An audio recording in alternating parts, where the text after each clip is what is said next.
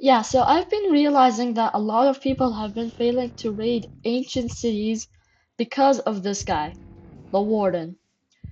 Now, here's the problem. Most people are usually too carefree or don't know what to do. So in this video, I'm going to show you a tutorial on how to survive this guy, the Warden. And this video format is going to work differently than most other videos. I'm just going to present to you some situations and you're gonna logically solve them with my help. So let's get right into it. And I guess he didn't want to be alive anymore. Now I'm gonna show you some stuff that you will need in order to raid an ancient city. First off, we need a diamond pickaxe. It's recommended for this diamond pickaxe to have efficiency 5 so that you can burrow into a wall faster if a warden gets mad at you. Trust me, this happens a lot more than you'd think. Now, an axe is optional, but it's still recommended by me to get one. The only reason I'd recommend for you to have a diamond axe is that you don't get confused which chests you have looted, so you can just break them. You can still use your hands to do that, but a diamond axe is good enough. Now, you'd also need a diamond hoe that has efficiency 5 to effectively get rid of all the skulk sensors and skulk shriekers. I also recommend having unbreaking 3 and mending on it so that when you fully raided the ancient city, out you can mine out all the skulk and get massive amounts of XP. I'm talking big amounts of XP. Like you can easily get level 30 so fast. Now, you'd need a way to store all the loot, don't you? I'd recommend a minimum of 2 shulkers and a maximum of 4 shulkers. Now, if you are in the early game, as I call it, and don't have shulker boxes, then I'd recommend making a base nearby the ancient city and putting some double chests in it so that you can stash all the loot you've gotten. I'd also recommend making it 20 blocks into the walls so that a warden can't sonic beam you. Now, here's the most important part, in my opinion, the blocks. They are super important. They are really good, in my opinion. They are just really good. You can make them wool if you'd like, but cobbled deep slate does the job. Now, it's also important to bring food. And last thing, you can bring some secondary stuff, for example, a water bucket, as you can see. But um, uh, this is just the kit that I'd recommend. You can get a water bucket if you'd like, but it's optional.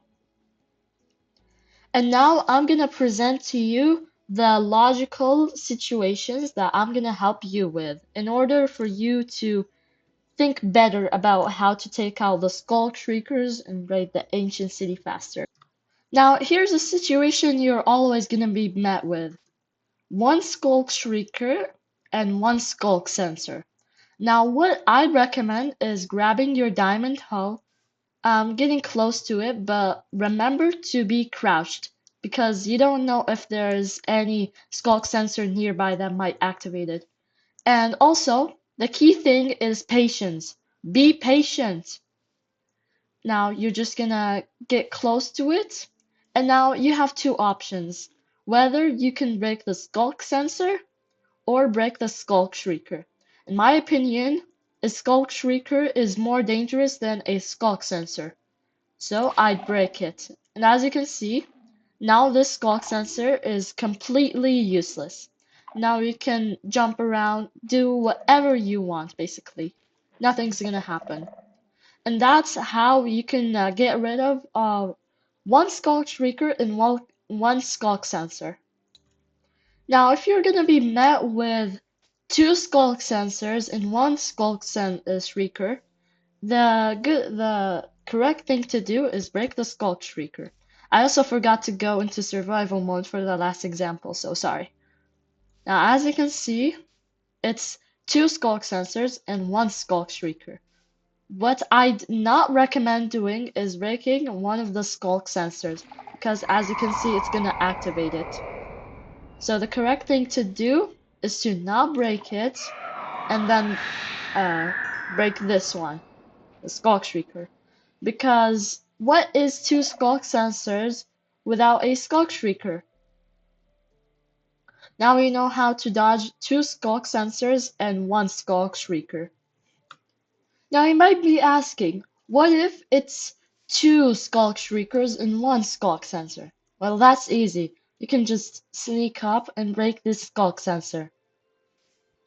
Also, I'd recommend getting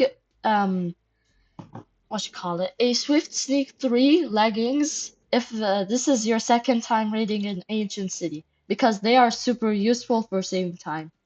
Now you're gonna sneak up and break it. Because what is a Skulk Shrieker without a Skulk Sensor? They basically work together, unless you do that. They're not gonna work unless you do that. So now you know how to dodge two Skulk Shriekers and one Skulk Sensor. Now here's the part where most people struggle. What if it's two Skulk Shriekers and two Skulk Sensors? Well, at this point, you're just gonna have to take one Sonic Shrieker strike. So what you're gonna do is basically just deactivate them as quickly as possible, because you cannot dodge a strike. And that's fine. Whether you're gonna spawn a warden or not, it's fine. And even if a warden spawns, the spawn animation takes super long. So you can easily run away before the warden catches up to you. Especially if you've finished raiding a majority of it, you have a big amount of space to run into, and yeah. So what you're gonna do is take your hoe, break this, and then quickly break that. So you're gonna do come in between the middle and then break this, quickly break that.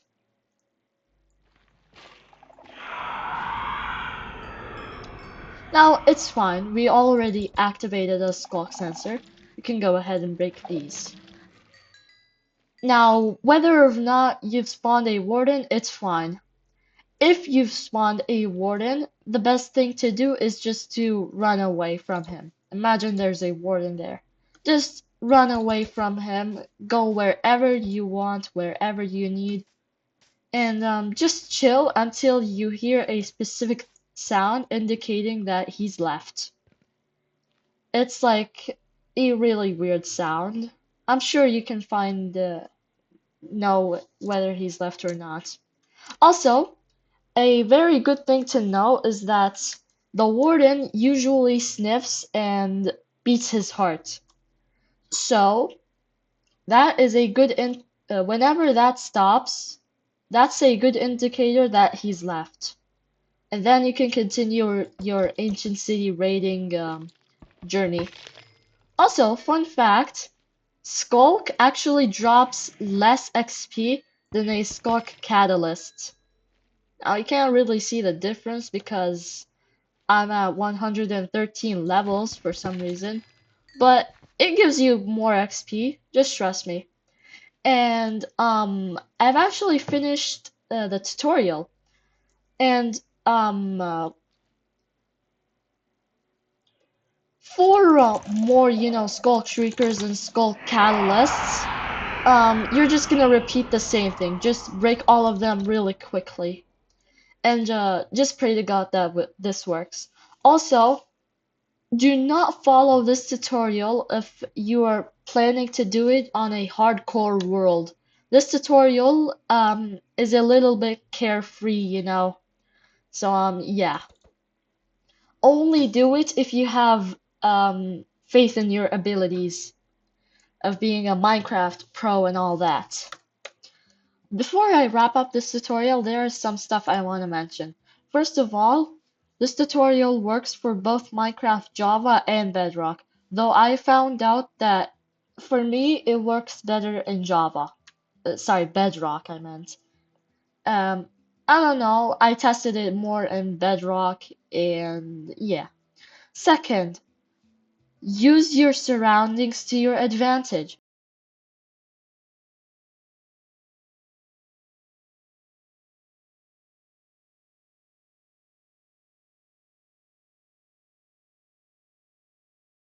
For example, if a warden is chasing you through a long corridor, use your blocks to block his pathway and slow him down. This is very useful because the warden will now have to walk all the way back through a long tunnel, blah blah blah. You get what I'm saying. Third, don't be afraid to use the ancient city loot to raid better. For example, don't be afraid to use a golden apple if you're gonna die from a sonic boom attack.